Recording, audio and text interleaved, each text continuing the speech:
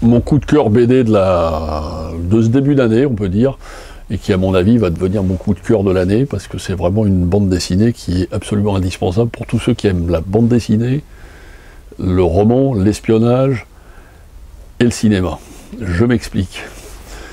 Le coup de Prague de Iman et Fromental. Alors, Fromental, c'est un célèbre écrivain de romans policiers, scénariste et tout ça, et Iman, c'est un des illustrateurs notamment qui avait illustré chez Casterman le Dahlia Noir, et c'est au départ un illustrateur et maintenant un dessinateur de bande dessinée. Il fait toujours des bandes dessinées assez réalistes, soit policières, soit historiques, et qui sont vraiment toujours d'une facture assez bien dessinée. L'histoire, c'est quoi? 1949, après la guerre, Graham Greene, et c'est une histoire vraie, qui a écrit plein de livres d'espionnage et plein de choses, donc pour ceux qui connaissent Graham Greene, c'est un des grands auteurs de la deuxième moitié du XXe siècle anglais, va à Prague, donc Prague juste après la guerre, pour essayer de faire un scénario avec Carol Reed d'un film qui va devenir mondialement célèbre, Le Troisième Homme, avec Orson Welles.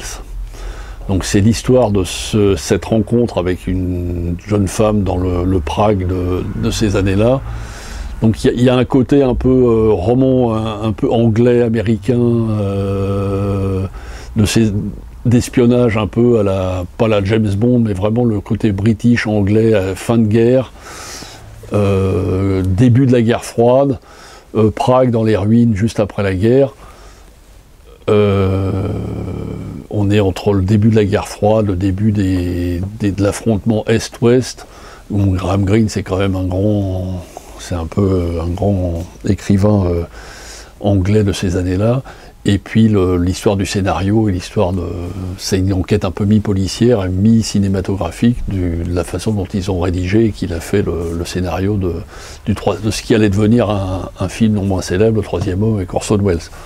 Ça, c'est le genre de bande dessinée qui peut plaire à la fois à ceux qui aiment l'histoire, à la fois à ceux qui aiment les romans, l'espionnage, la bande dessinée bien sûr, mais c'est le genre de bande dessinée qu'à la limite on peut proposer à des gens qui n'en lisent jamais, parce qu'ils vont vraiment retrouver l'ambiance de ces années-là, les années de guerre froide, les années de l'ambiance de ces romans un peu anglais, un petit peu qui sont peut-être un petit peu plus désuets maintenant, mais qui donnent une atmosphère et un charme qu'il y avait à l'époque. C'est un petit chef-d'œuvre, et ça s'adresse vraiment à un public plus adulte, bien sûr, mais vraiment des gens qui aiment bien, je vous dis, l'histoire, le cinéma, parce que on parle quand même d'un chef-d'œuvre du 7e art, pardon. Et on est vraiment dans cette ambiance, le dessin est très classique, très chouette, et on n'a pas envie que ça s'arrête, quoi. C'est vraiment un grand bouquin, c'est le genre de bande dessinée qui peut plaire à tout le monde et qui est vraiment le coup de cœur de ce début d'année 2017. C'est vraiment s'il y a une BD à acheter cette année, c'est bien celle-là. C'est vraiment une réussite totale à tout niveau. Dessin, histoire, scénario, et puis surtout l'impression de se retrouver dans ces années-là d'après-guerre, c'est vraiment un rendu absolument superbe. C'est vraiment un récit où on mélange la fiction, la réalité crépusculaire, c'est vraiment petit chef-d'œuvre. Ça fait très longtemps que j'ai pas eu une bande dessinée de cette qualité à vous proposer. Vraiment à ne pas manquer dans la fameuse collection Air Libre chez Dupuis.